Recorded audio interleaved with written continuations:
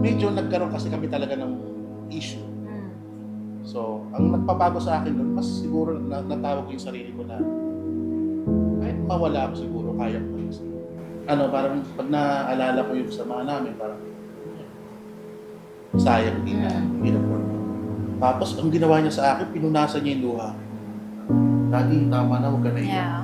Doon pa lang pumutok na ako sa akin. Dapat kahit anong challenges mo sa buhay, dapat kaya mo. Kailangan mo bumangon. Kailangan mo Yeah. talaga harapin. Yes.